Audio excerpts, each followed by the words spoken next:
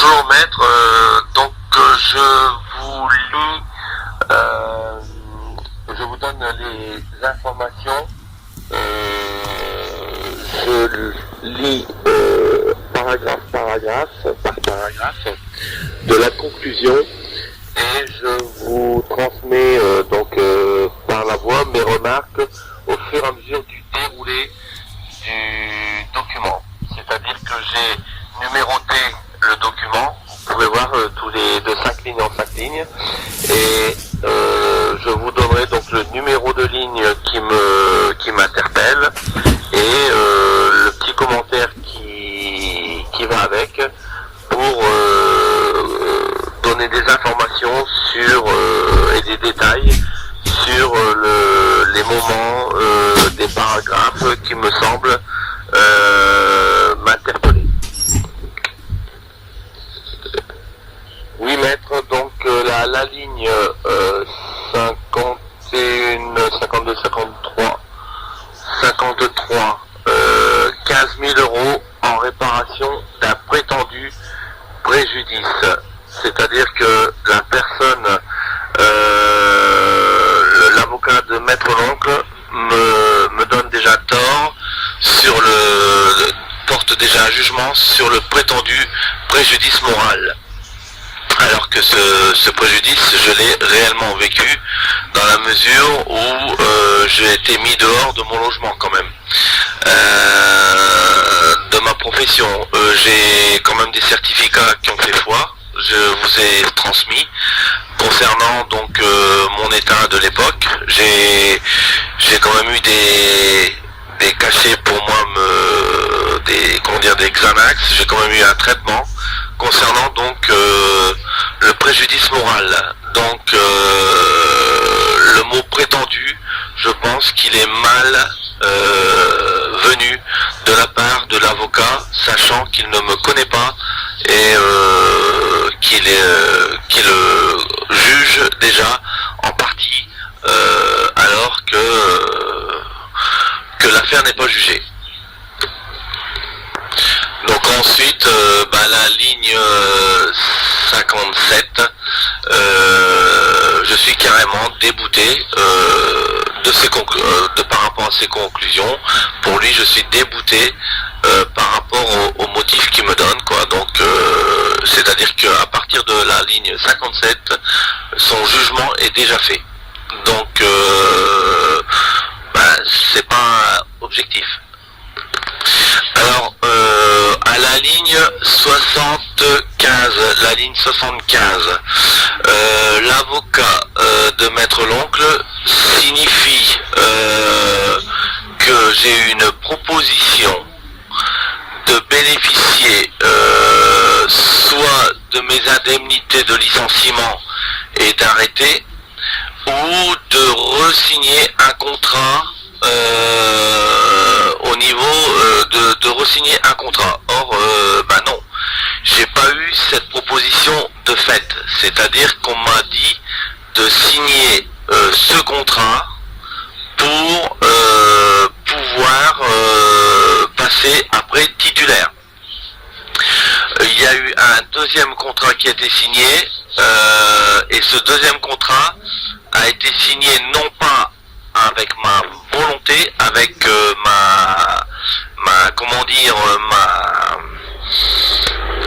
ce n'est pas avec mon accord que le deuxième contrat a été signé. C'est-à-dire qu'on m'a demandé de signer des documents du CCTP. Donc j'y suis allé, et lorsqu'on m'a donné les documents à signer, on m'a donné plein de feuilles à signer. On m'a donné donc plein de feuilles mis en éventail, et je devais mettre des signatures à ces endroits-là. Lu et approuvé, et je devais signer. C'était sur les documents de CCTP, il y avait un truc qui devait être fait, et puis en fait on m'a dit il faut que j'aille en urgence parce que sinon le truc ne sera pas fait. Je sais plus exactement le sujet. Mais toujours est-il qu'on m'a fait signer. Je suis allé donc au 6 boulevard du 8 mai 1945 à Pantin, donc qui avait l'agence, pour signer ces documents. Lorsqu'on m'a présenté ces documents dans le bureau de la secrétaire du directeur, j'ai signé donc les documents. Donc c'était un truc, oui, c'était des documents en fait pour être habilité, ça me revient, pour être habilité pour l'encaissement des loyers de façon à pouvoir aller au trésor public. Voilà. Donc en fait j'encaissais les loyers, j'étais gardien régisseur et je devais ramener les loyers au trésor public, et pour avoir l'autorisation de ça je devais signer des documents, et donc ces documents il fallait que ce soit signé en urgence parce que sinon je pouvais pas passer la porte au trésor public de Pantin pour ramener les loyers. Donc c'est pour ça que j'y suis allé en urgence, et lorsque j'ai signé ces documents, j'ai signé pas mal de feuilles, et bon, j'avais pas le temps de les lire, et donc j'ai fait confiance. Par contre, 2 mois et demi après, j'ai eu, non pas 2 mois, 2 mois c'est la date limite, mais 2 mois et demi après, j'ai eu dans ma boîte à lettres de chez moi un deuxième, une enveloppe avec des documents comme quoi que j'avais signé un deuxième contrat. Donc ça j'étais pas au courant de la chose, parce que normalement la fin de contrat était faite, et pour moi l'engagement de stagiaire à titulaire était fait. Donc c'est pour ça que Maître l'Oncle a signifié dans ses plaidoiries qu'il y avait un dol. Et donc lui-même l'a reconnu, et à partir de là, je n'étais pas en accord avec cette signature, et à aucun moment on m'a transmis, on m'a dit vous signez pas, on vous donne vos indemnités et vous partez. À aucun moment on m'a proposé ce genre de choses. Voilà. Il ne faut pas oublier que le départ du jugement, donc à la ligne 80, le départ de l'action de Maître l'Oncle, c'était justement de signifier qu'il y avait un dol et qu'il y avait fraude, dans la mesure où qu'on m'avait fait signer un document sans m'avertir de ce que c'était, et pour un autre document. Donc au départ le dol était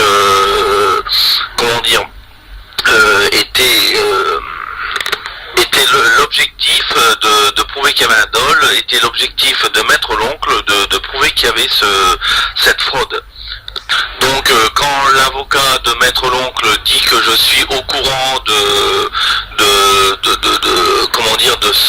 ce problème, en fait il ment, parce que déjà à la base il va à l'encontre de la démarche de Maître l'Oncle, qui dans son parcours a toujours signifié que c'était un dol, et à partir de là, le fait que l'avocat de Maître l'Oncle dit à la ligne 80 que j'ai accepté l'engagement au sein de l'office municipal, c'est faux.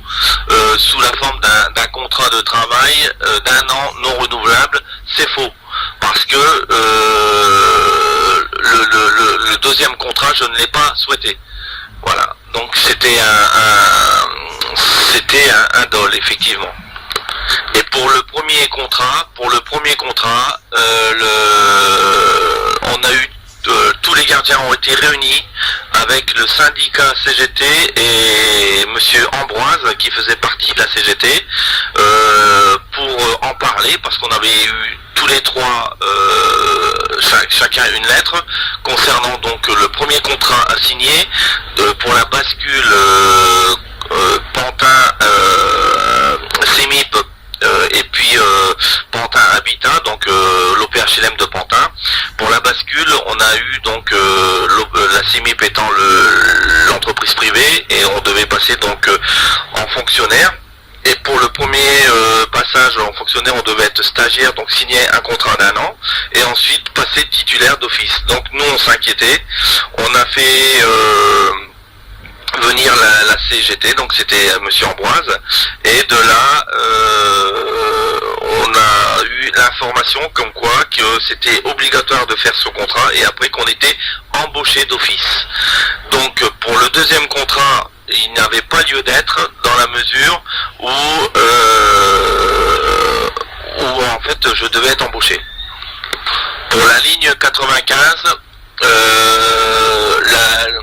la direction de faire une contestation devant la juridiction administrative, c'est Maître L'Oncle qui l'a décidé.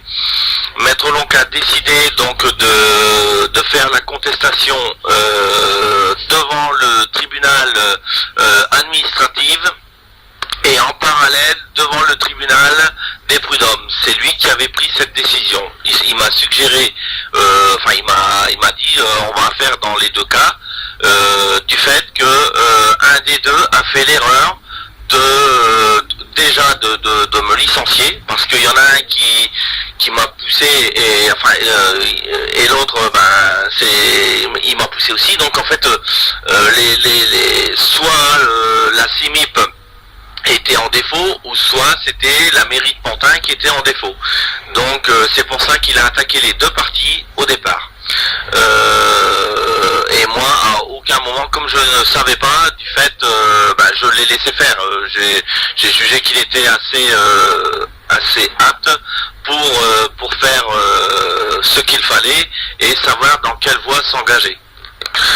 Donc pour la ligne 110, donc effectivement le président de l'office, c'est Bertrand Kern à l'époque, le maire de Pantin, qui n'a pas reconduit donc mon contrat parce qu'il avait besoin de la place pour le beau-frère du directeur, qui est resté 3 ans parce qu'il en a eu marre et il est parti après. Donc il savait pas qu'il y avait 60 heures de boulot dans l'espace où j'étais. Il croyait que la belle cité que j'avais, c'était fait par la pluie et le beau temps. Or, je travaillais même le samedi et le dimanche. Et ça me gênait pas, parce que c'était mon univers. Par contre, le fait qu'il n'ait pas accepté de nouveau, après réexamination de mon dossier, pardon, le fait de ça, c'est qu'il confortait le fait qu'il me virait après 10 ans de mise en place. Et le fait qu'il ait réexaminé et qu'il ait pris la décision de ne pas me garder, à partir de là, il devait donner mes indemnités. C'est ce qu'il n'a pas fait. Il n'a pas donné mes indemnités à ce moment-là, et je n'ai pas eu aucun centime concernant donc le dédommagement de partir de mon emploi et de mon logement. À savoir que le président à l'époque de l'office municipal HLM et le maire de Pantin, et en tant que maire, il devait me reloger.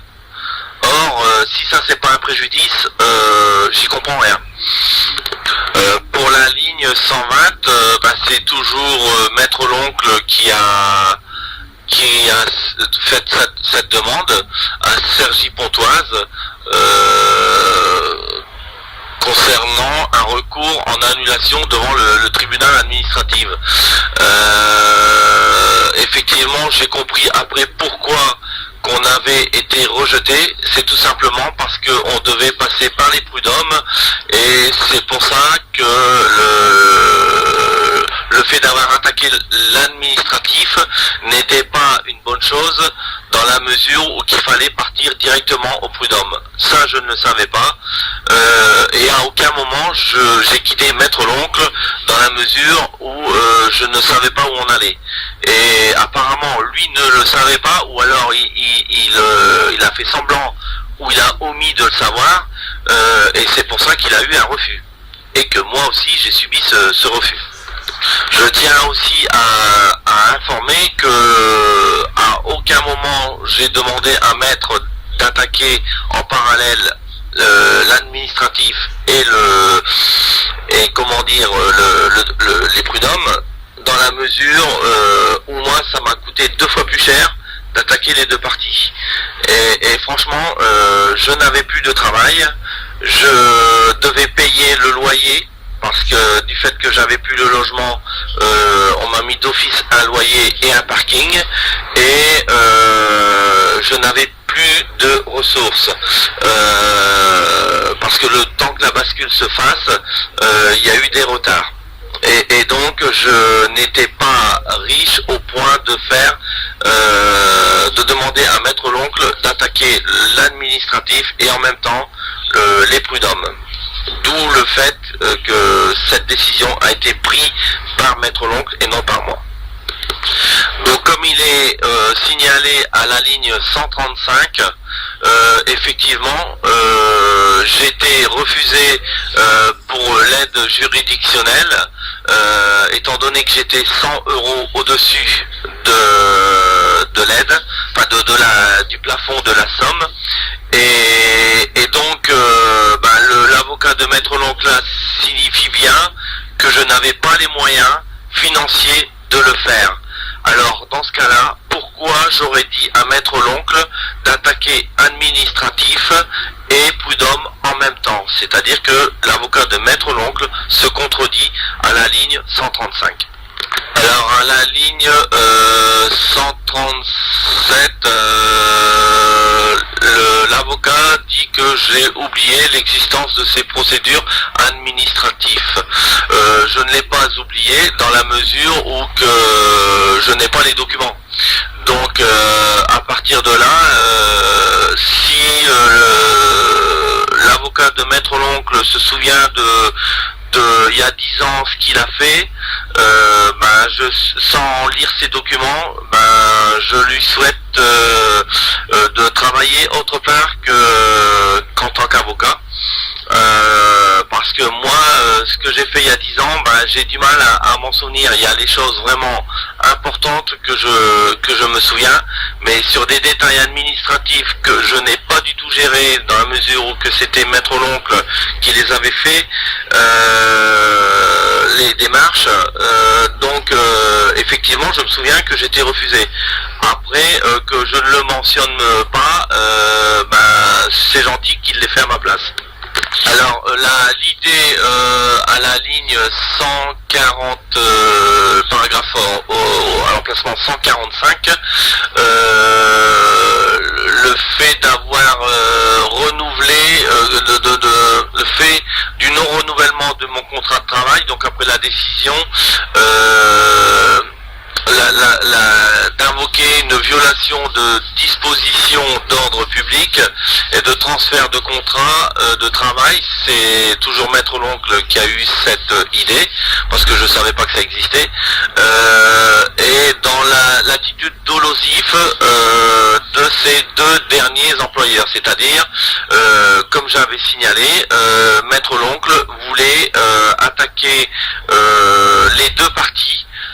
Et donc là c'est confirmé, à la ligne 145, c'est confirmé comme quoi que c'était bien dans le cadre d'attaquer les deux que Maître l'Oncle avait fait ses démarches.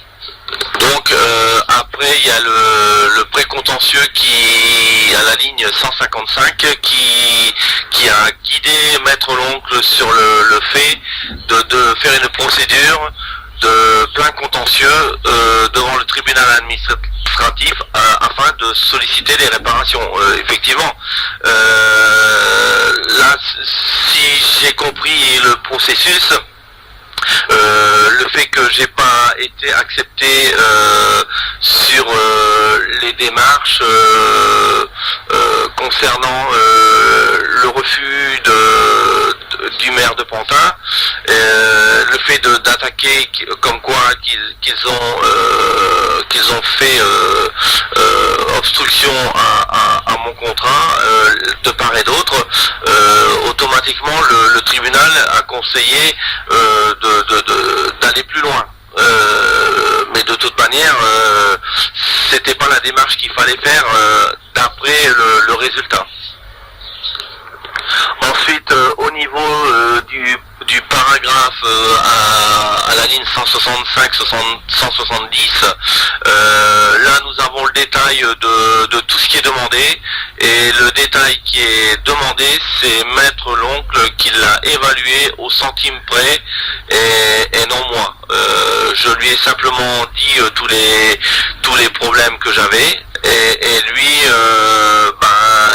il a été chercher les tarifications, il a détaillé le moindre truc, et il a cherché tous les détails de façon à maximaliser la somme, et il a ajouté ça c'est la juste somme demandée, elle n'est pas doublée, elle n'est pas exagérée, c'est ce qu'il m'a signifié. Il m'a dit c'est la somme juste qui est demandée par rapport au préjudice qui a été subi. Oui, tout à fait. Donc pour le passage 180, donc le paragraphe à la ligne 180, effectivement, on m'a mis en sécurité, c'est-à-dire que lorsque j'ai basculé la CIMIP à la mairie de Pantin, à l'OPHLM de Pantin, on nous a garanti par un courrier que Maître l'oncle a eu, il est au courant de ce courrier. Il y avait eu une lettre de fait du maire de Pantin, c'est dans mon dossier, comme quoi signé par le maire de Pantin et avec un tampon du maire de Pantin, comme quoi qu'il n'y aurait eu au moment de la bascule aucun problème concernant mon emploi, mon logement, et qu'à aucun moment il y aurait eu une remise en question de cela. Ce courrier, Maître l'oncle l'a dans ses documents.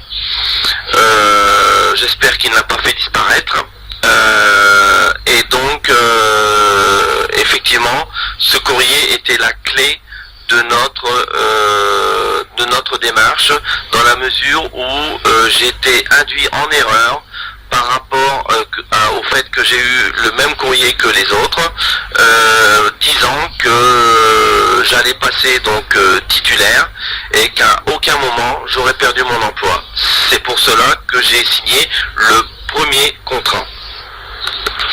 Donc à la ligne 190, on voit apparaître le vide juridique, parce que le maire de Pantin a profité de 15 jours de vide juridique en 2005. Donc j'ai eu ma lettre recommandée le 9 août 2005, disant que j'étais licencié.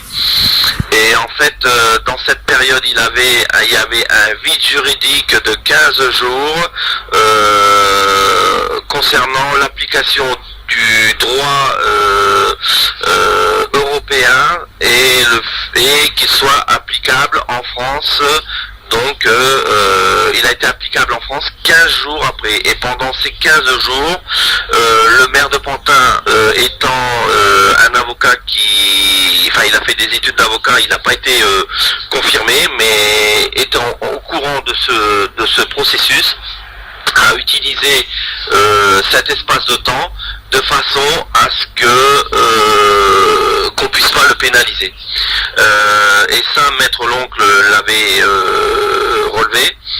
Et donc c'est pour ça que ce courrier était très important, dans la mesure où ce courrier plus ce moment prouvait bien la mauvaise foi du maire de Pantin. Et donc le fait de me mettre à charge ce moment, je pense qu'il est malvenu. Donc effectivement, l'employeur a été condamné à payer 2000 € de dommages à intérêts et 1000 € à titre de frais irrépétibles. Alors sur les 3000 €, lorsque ça a été c'était effectif, Maître l'oncle a fait verser l'argent sur un compte et s'est servi en premier et ensuite m'a versé le reste. Vous avez eu d'ailleurs les documents concernant ce passage des 2000 euros et du 1000 euros. Je vous avais fait part de la procédure que Maître Lonc avait fait. Vous m'aviez même dit il n'a pas le droit. Donc il s'est servi en premier, il a bloqué l'argent, hein, il m'a interdit de le prendre, il a bloqué l'argent. Il m'a demandé de signer pour débloquer l'argent, pour que cet argent soit versé sur un compte, et ensuite il s'est servi, je sais plus combien il avait pris 400, 500 euros, ou je sais plus, et puis ensuite il m'a fait verser le reste sur mon compte.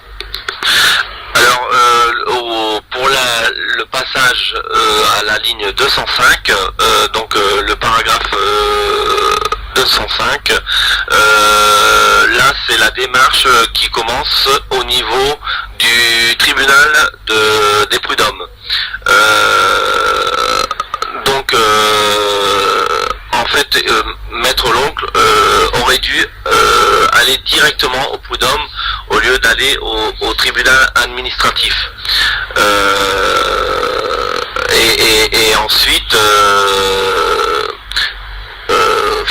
faire donc la démarche d'attaquer sur le fond, ce qu'il n'a jamais fait.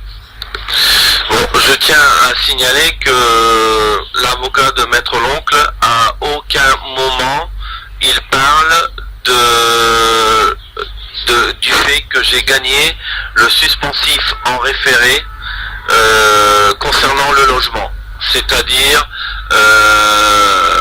à la ligne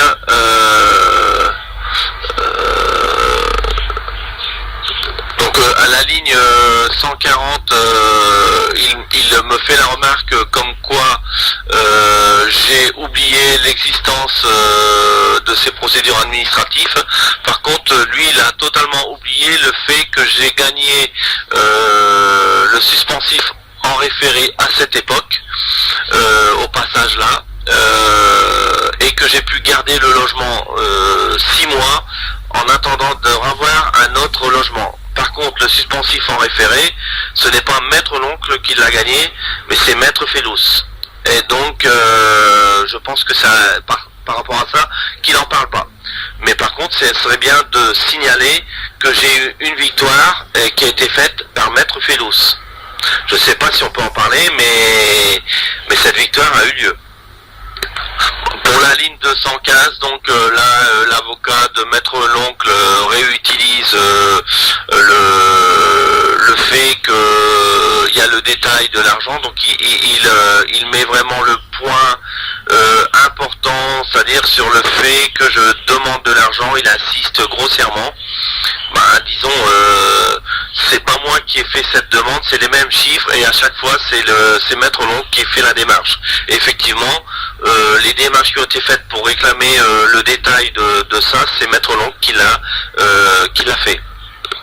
Il ne faut pas oublier non plus que au départ, quand j'ai eu Maître Loncle en tant qu'avocat, il était dans ses débuts, ça faisait pas longtemps qu'il était avocat. Enfin, il était ça faisait 4-5 ans qu'il était en pratique. Et donc, je peux comprendre que à l'époque, les chiffres qui trottaient dans la tête. Après, moi, ce que je voulais, c'était mon dû.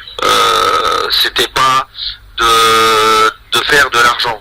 Je voulais mon dû, mes indemnités de licenciement, et surtout du préjudice, parce que moi et ma femme, on a été dehors quand même, hein. On s'est retrouvés dehors.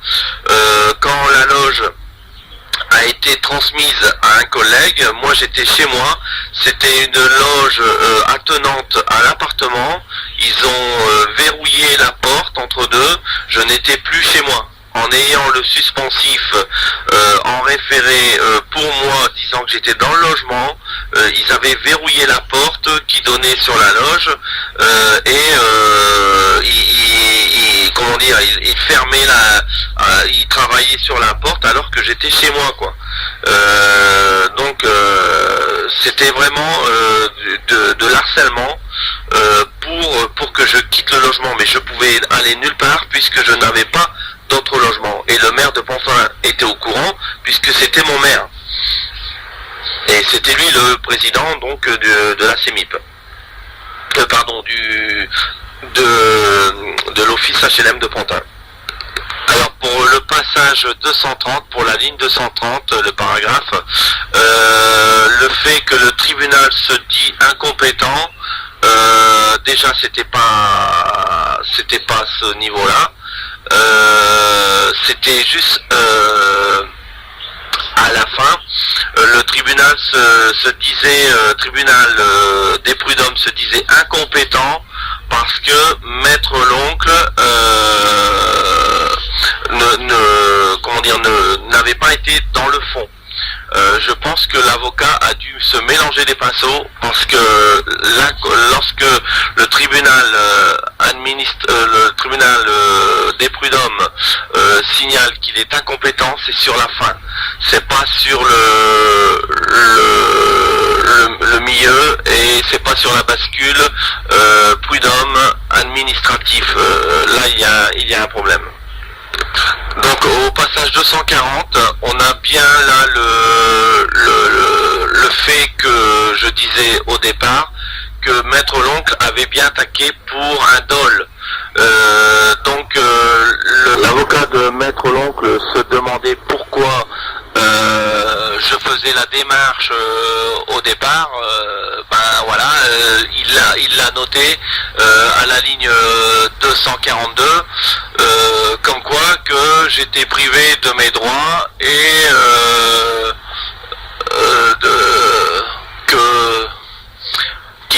qu'il y avait un dol qui avait été avéré, donc et éventuellement une fraude qui était destinée à me priver de mes droits. Donc c'est noté à la ligne 242.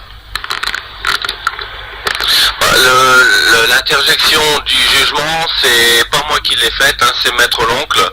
La ligne 256, c'est maître l'oncle qui a interjeté, la ligne 250. La ligne 250, c'est maître l'oncle qui a interjeté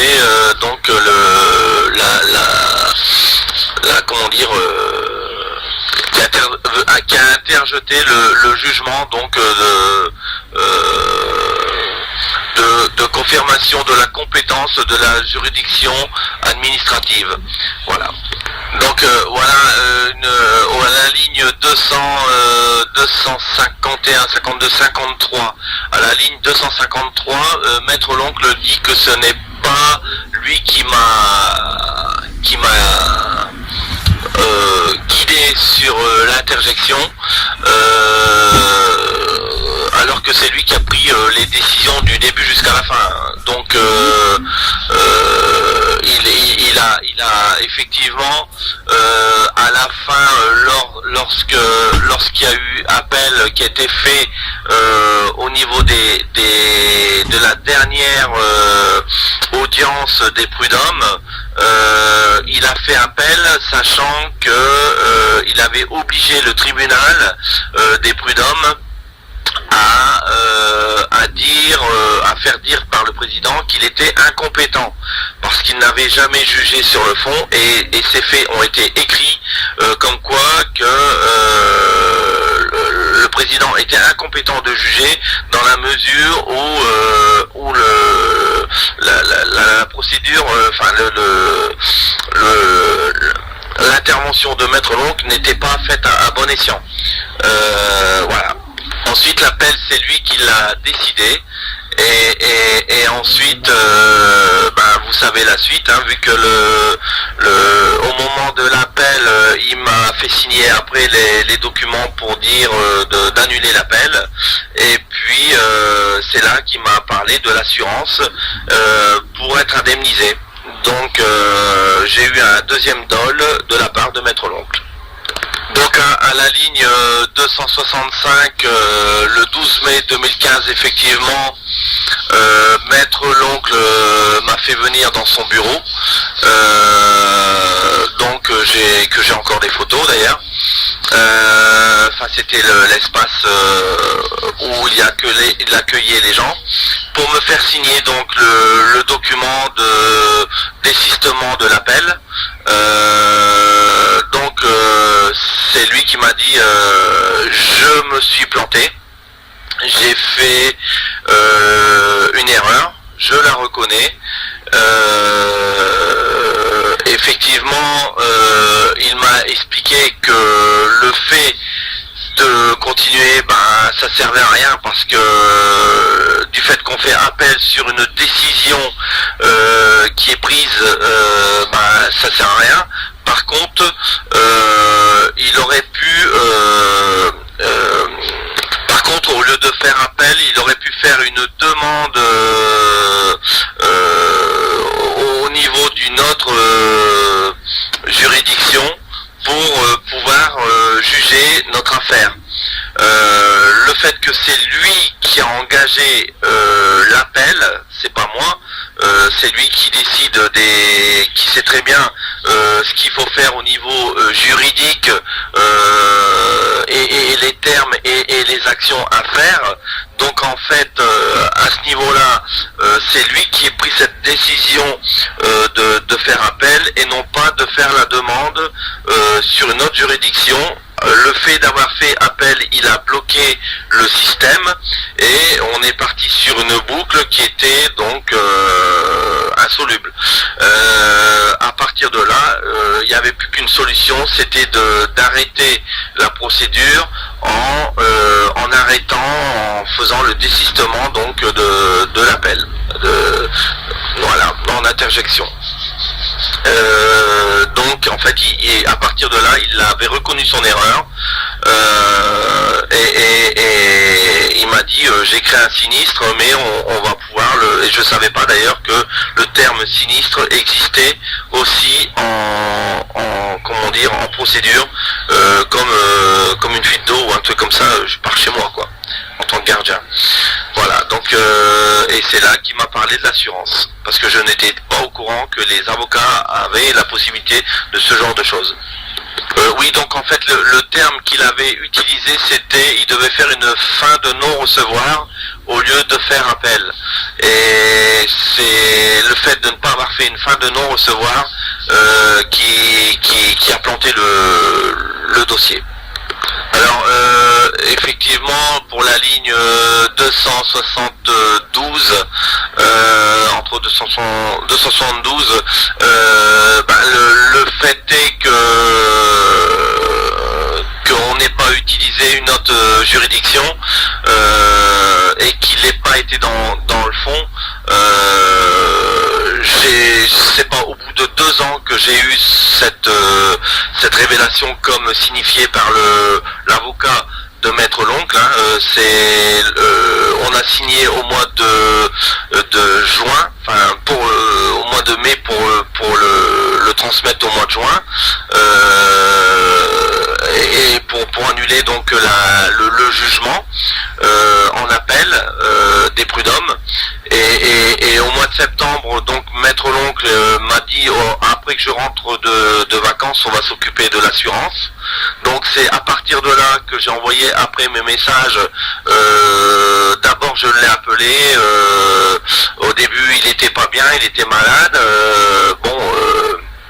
La dernière fois que je l'avais vu, qui m'avait dit ça, il était tout bronzé et il revenait de vacances.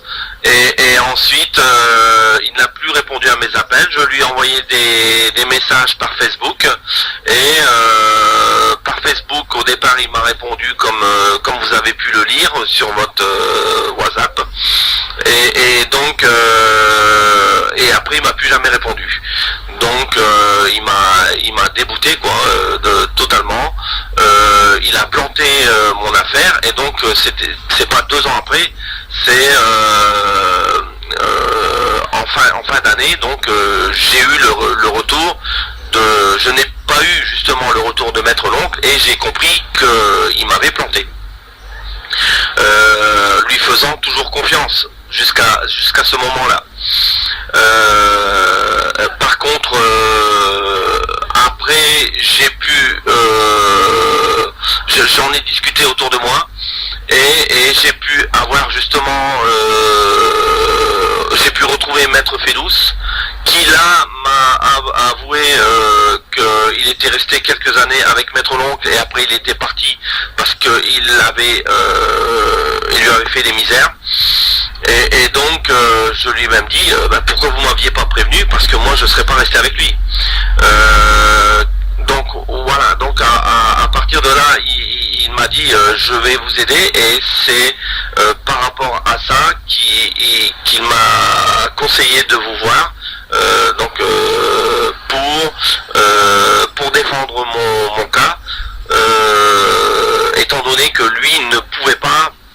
Au départ, il voulait me défendre, puis après, bon, après renseignement, il a vu, enfin, de suite que il pouvait pas dans la mesure où qu'il était associé avec lui. Donc, c'est pour ça que après, j'ai été guidé vers vous et que vous m'avez accompagné jusqu'à ce moment pour trouver la justice. Voilà. Donc pour expliquer jusqu'à la ligne 275. Donc au moment du passage ligne 280, donc de 270 à 280, là là vous êtes avec moi à ce moment-là, puisque c'est l'histoire du bâtonnier. Donc comme quoi que je réclame au bâtonnier ce qui n'a pas été dû. Donc là vous êtes au courant que la partie comment dire des prud'hommes n'a pas été concluante et le travail n'a pas été fait, et c'est ce que la bâtonnière, madame le bâtonnier a admis en condamnant Maître l'Oncle. Donc à partir de cette partie-là, vous étiez avec moi. Et la condamnation faite n'a toujours pas été honorée. C'est-à-dire je n'ai toujours pas à l'heure actuelle touché cet argent. Bon, là, au passage 290, là, Maître l'Oncle dit qu'il a jamais eu d'argent. Bon, je pense que c'est de la mauvaise volonté de sa part. Maître Félous, malheureusement, ne peut pas témoigner, mais c'était de l'ordre de 1000 euros régulièrement. Et en liquide au départ, et puis après d'ailleurs, et donc j'ai eu quelques reçus effectivement, et Maître l'Oncle a été rémunéré plus qu'il en faut, puisque la partie prud'homme n'a pas été effectif par rapport à ce qu'il m'avait demandé. Alors concernant le repoussé des paiements, je n'ai jamais repoussé des paiements, ligne 292, jamais. J'ai même payé le taxi de Maître l'Oncle qui au départ me dit voilà, j'ai dû prendre le taxi, alors que c'était de sa faute parce que il était en retard. Il avait, je sais plus, il était en retard sur quelque chose. Il avait zappé l'heure exacte, ce qui fait que au tribunal administratif à Versailles, il est arrivé très en retard. Donc ceci a induit bien sûr une mauvaise ambiance pour le jugement, et malgré cela le juge a été clément, puisque c'est le seul moment où j'ai pu être indemnisé de 2000 euros sur des cacahuètes sur ce qui avait été demandé. Voilà. Mais donc à ce moment-là, Maître l'Oncle est venu en taxi parce qu'il avait raté le bus, je sais plus ce qu'il avait fait. Enfin, il avait eu du mal à se lever apparemment. Et donc quand je l'ai revu la fois suivante, je lui ai payé en cash les 30 ou je sais plus 50 euros de taxi qu'il avait eu. Je lui ai payé en cash le taxi de main en main pour l'indemniser, parce qu'il m'avait fait la remontrance comme quoi qu'il avait payé le taxi. Donc à la limite, franchement, il me faisait pitié, et je lui ai donné en liquide, j'ai sorti l'argent de ma poche pour le payer. Alors bien sûr, à la ligne 280 12, 13, 14, ça vous êtes d'accord avec moi, hein, il convient de préciser que le délégué du bâtonnier a pu se laisser abuser. Ben, vous êtes la meilleur juge que moi pour ce passage. Vous étiez présente à ce moment-là. Est-ce que la bâtonnière s'est laissée abuser?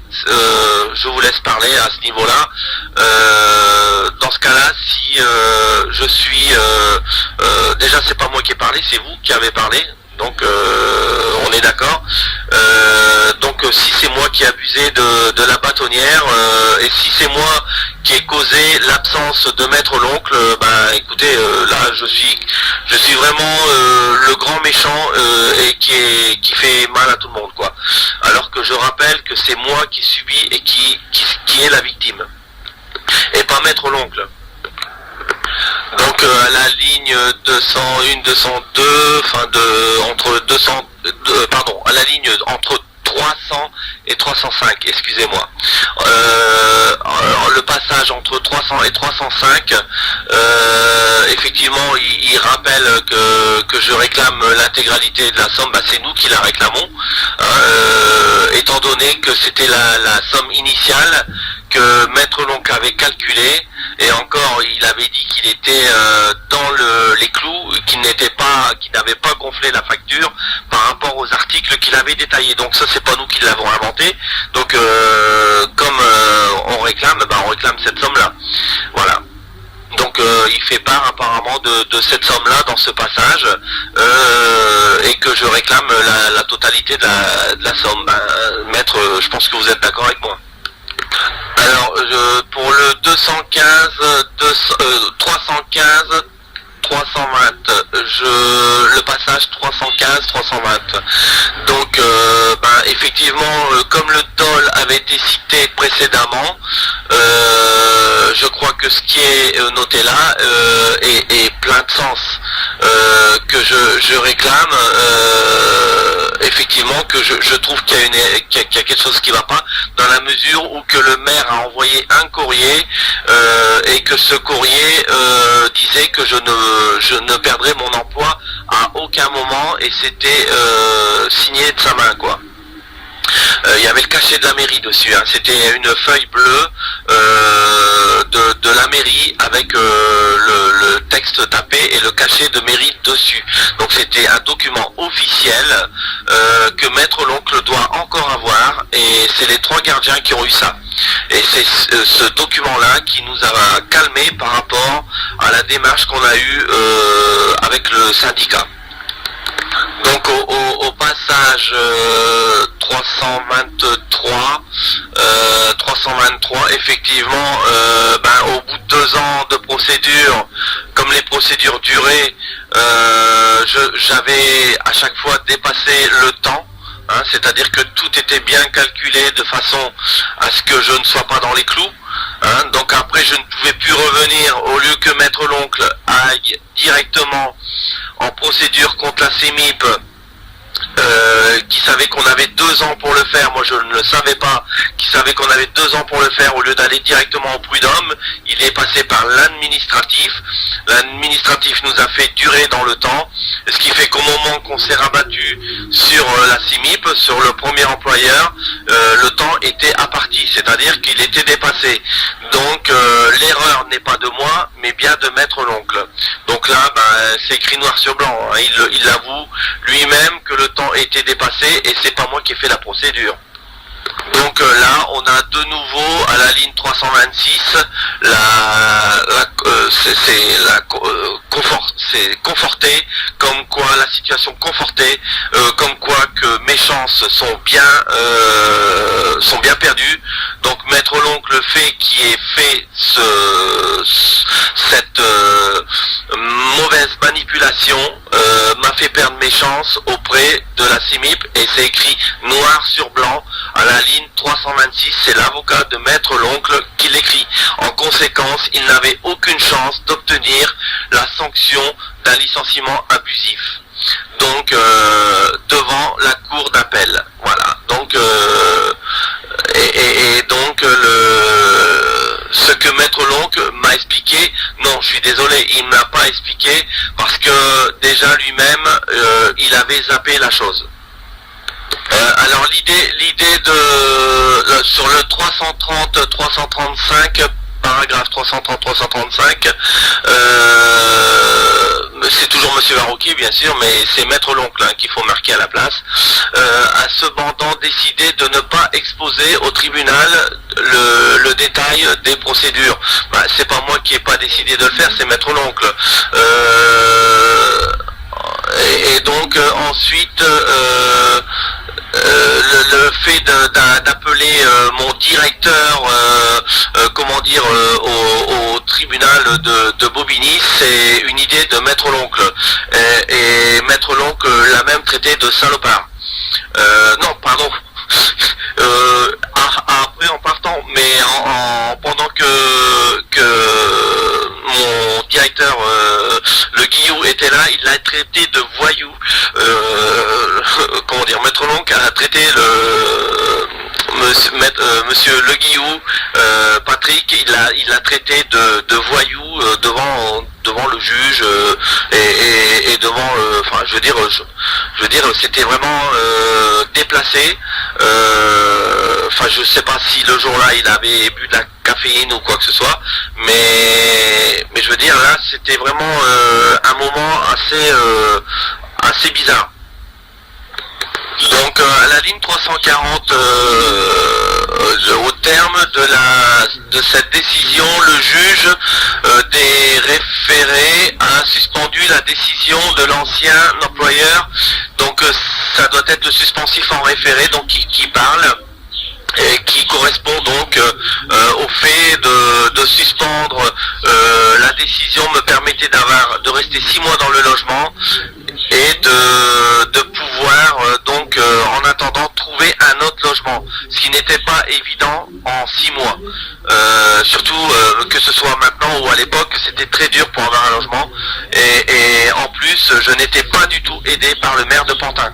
Le maire de Pantin, je lui ai envoyé des demandes, je lui ai téléphoné pour que lui laisser des messages comme quoi qui me donne un autre logement, qui essaye de m'aider. À chaque fois, je n'ai jamais eu de réponse. Voilà. Donc à partir de là, il n'y a que le suspensif en référé qui pouvait me sauver la vie, et le juge à l'époque l'avait bien compris, et c'est pour ça qu'il a suspendu la décision, qui a été gagnée par Maître Félous et non par Maître Loncle. Ça, il pourrait le signaler, l'avocat de Maître Loncle, que le suspensif en référé qui a été gagné, c'est pas Maître Loncle qui l'a gagné. Donc effectivement le premier contrat qui a été signé, c'est suite au courrier du maire de Pantin, et le deuxième contrat qui a été signé, c'était indépendant de ma volonté. Il avait été glissé dans les documents dans les documents de l'administration, pour une autorisation de pouvoir aller au trésor public pour les loyers. Ensuite, je tiens à signaler qu'à aucun moment l'avocat de Maître Loncle ne parle de ce courrier du maire de Pantin, alors que c'est la clé du dossier. Le courrier du maire de Pantin est la base sur laquelle notre démarche a été faite, comme quoi qu'il y avait un dol. Donc à aucun moment ce courrier n'est mis en valeur dans la plaidoirie, dans la conclusion de l'avocat de Maître Loncle. Donc effectivement, la ligne 360, on parle bien justement de cette démarche, de la bascule, mais à aucun moment on parle du courrier, comme quoi que ce courrier nous a mis en confiance, les 3 gardiens, que les 2 autres gardiens ont été embauchés et que moi je n'ai pas été pris. Donc les 3 ont été suivis par le syndicat qui a géré qui a géré, qui nous a aidé pour la démarche, et donc ce courrier du maire de Pantin nous avait mis en confiance. Donc comme on l'a reçu à 3, qu'on a eu à 3 le truc, automatiquement le premier contrat a été d'office enclenché. On l'a même pas signé tout de suite d'ailleurs, il a été enclenché vu qu'on devait être un an stagiaire et ensuite passer titulaire. Et c'est au moment de passer titulaire sur le deuxième contrat que là j'ai eu effectivement on va dire l'arnaque d'avoir eu un deuxième contrat, et une fois que le deuxième contrat était signé, là j'étais enclenché dans un système qui me permettait plus de me défendre comme si j'étais dans la première phase. Et cette phase-là a été faite à mon insu. Je ne l'ai pas voulu, et la signature a été faite, je vous dis, avec des documents qui concernaient le Trésor public. Et 2 mois et demi après, j'ai reçu ce contrat. Donc le temps était dépassé quand j'ai eu ce contrat dans ma boîte à lettres qu'on a mis sans être posté. Bien sûr, c'est un porteur qui l'a mis, hein, c'est quelqu'un des bureaux qui m'ont mis ça. Et donc dans ma boîte à lettres, quand j'ai ouvert, c'était mon contrat de travail pour le deuxième, pour le renouvellement donc de la deuxième année, au niveau de l'OPHLM de Pantin, et donc quand j'ai reçu ça, il était trop tard. Ça faisait 2 mois et demi que j'avais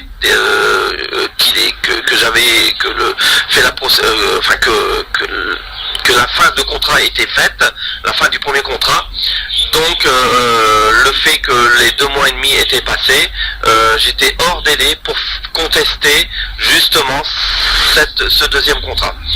Donc tout avait été bien orchestré pour que je sois out.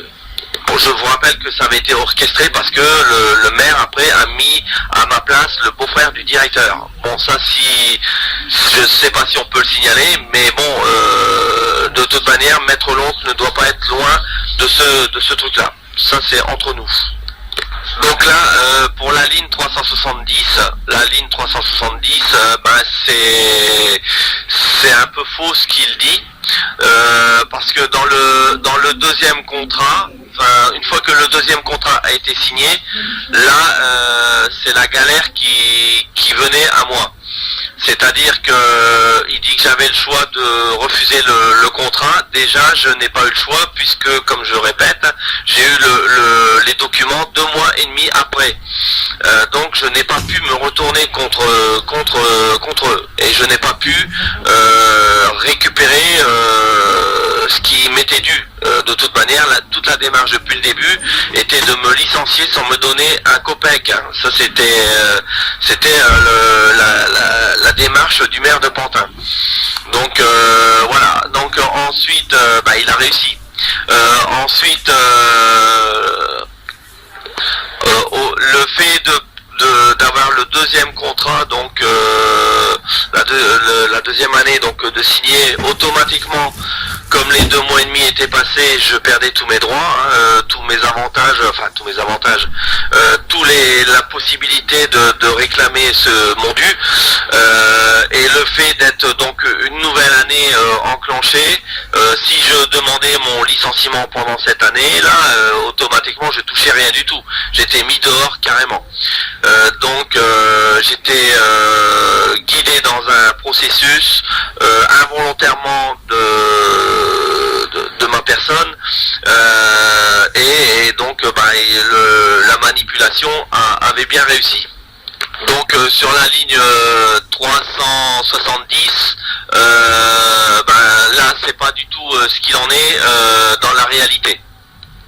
Donc le fait d'avoir à 375 signé le premier contrat, je rappelle, c'est suite à la lettre qu'on a eue du maire qui nous induisait en erreur. Donc si j'ai fait le choix de signer, c'est parce que le maire avait dit qu'il n'y avait aucun problème pour notre devenir. je le rappelle, et Maître l'oncle est au courant de ce fait et a ce courrier. Donc le contrat le 30 septembre 2000 s'arrêtait le 30 septembre 2005. Pour l'anecdote, à la ligne 380, c'est bien d'informer donc la cour que le courrier de l'achèvement donc de ma première année, non pardon, c'était la deuxième année de l'achèvement, donc enfin bref du contrat, j'ai reçu le recommandé le 9 août. Le 9 août 2005, comme quoi que mon contrat n'était pas renouvelé. Ce recommandé, je l'ai reçu à 11h, alors qu'il était prévu que je pars en vacances, c'est-à-dire c'était ma première journée de congé. Et donc je devais partir au mois d'août en 2005 en vacances. Il était prévu que je démarre tôt le matin. Or il s'avère que une chose m'a fait démarrer plus tard. À partir de là, j'ai pu être présent au moment où le facteur est passé pour avoir le recommandé de ma non-reconduction de contrat. Si je n'avais pas été là, j'aurais pris connaissance de ce recommandé après mon retour de congé, c'est-à-dire un mois après. Et donc le fait d'avoir eu le recommandé de suite, j'ai défait les valises de la voiture, j'ai remonté mes manches et c'est là que j'ai été voir Maître l'oncle. Voilà, donc malheureusement, c'était Maître Félous à l'époque et Maître l'oncle, et malheureusement, j'aurais peut-être pas dû aller le voir. Alors pour le paragraphe 390-395, c'est intéressant parce que c'est là que l'on voit effectivement, dans un premier temps, pendant la deuxième année donc de contrat, comme j'étais enclenché dans un système où j'étais en point de non-retour, ils m'en ont fait voir des vertes et des pas mûres. Par contre, avant de procéder au DOL, ils ont essayé de me faire des fautes professionnelles, ce qui n'était pas possible étant donné que ça faisait 10 ans que j'étais en place. Donc j'étais professionnel jusqu'au bout et je n'ai eu aucune sanction disciplinaire, ni aucun retrait, ni abrogation de décision. Donc effectivement, ils pouvaient difficilement me licencier parce que je n'avais jamais fait de bêtises. J'ai toujours bien fait mon travail pendant les 10 années. Et comme ça faisait 10 ans que j'étais en place, ça leur était difficile de me licencier pour faute professionnelle. D'où le DOL qui a été créé parce que il fallait absolument la place pour le beau-frère du directeur. Donc là, sur le 396 17 18.